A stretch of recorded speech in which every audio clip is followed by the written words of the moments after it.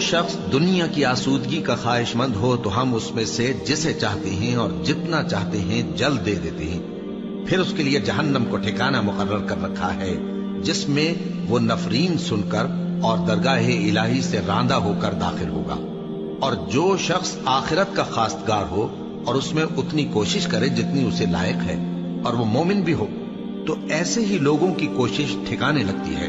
ہم ان کو اور ان کو سب کو تمہارے پروردگار کی بخشش سے مدد دیتی ہیں اور تمہارے پروردگار کی بخشش کسی سے رکی ہوئی نہیں. دیکھو ہم نے کس طرح بعض کو بعض پر فضیلت بخشی ہے اور آخرت درجوں میں دنیا سے بہت برتر اور برتری میں کہیں بڑھ کر ہے. اور اللہ کے ساتھ کوئی اور معبود نہ بنانا کہ ملامتیں سن کر اور بے کس ہو کر بیٹھے رہ جاؤ گے. اور تمہارے پروردگار نے ارشاد فرمایا ہے کہ اس کے سوا کسی کی عبادت نہ کرو اور ماں باپ کے ساتھ بھلائی کرتے رہو. اگر ان میں سے ایک یا دونوں تمہارے سامنے بڑھاپے کو پہنچ جائیں تو ان کو اف تک نہ کہنا اور نہ انہیں جھڑکنا اور ان سے بات ادب کے ساتھ کرنا اور عجز و نیاز سے ان کے آگے جھکے رہو اور ان کے حق میں دعا کرو کہ اے پروردگار جیسا انہوں نے مجھے بچپن میں شفقت سے پرورش کیا ہے تو بھی ان کے حال پر رحمت فرما. جو کچھ تمہارے دلوں میں ہے تمہارا پروردگار اس سے بخوبی واقف ہے. اگر تم نیک ہوگے تو وہ رجوع لانے والوں کو بخش دینے والا ہے.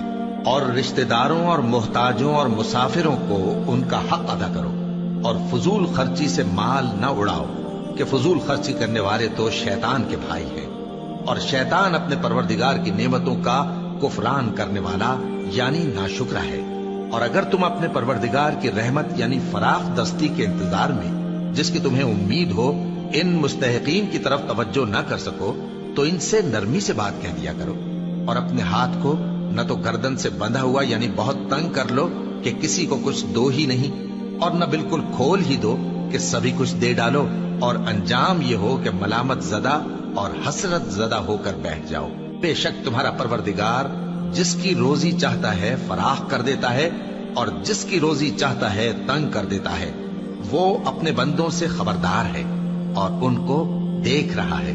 اپنی اولاد کو مفلسی کے خوف سے قتل نہ کرنا کیونکہ ان کو اور تم کو ہم ہی رزق دیتے ہیں. کچھ شک نہیں کہ ان کا مار ڈالنا بڑا سخت گناہ ہے. اور زنا کے پاس بھی نہ جانا کہ وہ بے حیائی ہے اور بری راہ ہے. اور جس جاندار کا مارنا اللہ نے حرام کیا ہے اسے قتل نہ کرنا مگر جائز طور پر یعنی بفتوائے شریعت.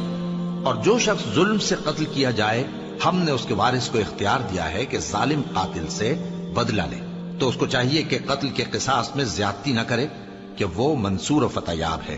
اور یتیم کے مال کے پاس بھی نہ پھٹکنا مگر ایسے طریق سے کہ بہت بہتر ہو یہاں تک کہ وہ جوانی کو پہنچ جائے. اور عہد کو پورا کرو کہ عہد کے بارے میں ضرور پرسش ہوگی. اور جب کوئی چیز ناپ کر دینے لگو تو پیمانہ پورا بھرا کرو اور جب تول کر دو تو ترازو سیدھی رکھ کر تولا کرو. یہ بہت اچھی بات اور انجام کے لحاظ سے بھی بہت بہتر ہے. اور اے بندے جس چیز کا تجھے علم نہیں اس کے پیچھے نہ پڑ کہ کان اور آنکھ اور دل ان سب اعضاء کے بارے میں ضرور باز پرس ہوگی. اور زمین پر اکڑ کر اور تن کر مت چل کہ تو زمین کو پھاڑ تو نہیں ڈالے گا اور نہ لمبا ہو کر پہاڑوں کی چوٹی تک پہنچ جائے گا. ان سب عادتوں کی برائی تیرے پروردگار کے نزدیک بہت ناپسند ہے. اے پیغمبر یہ ان ہدایتوں میں سے ہیں جو اللہ نے حکمت کی باتیں تمہاری طرف وحی کی ہیں. اور اللہ کے ساتھ کوئی اور معبود نہ بنانا کہ ایسا کرنے سے ملامت زدہ اور راندہ درگاہ بنا کر جہنم میں ڈال دیے جاؤ.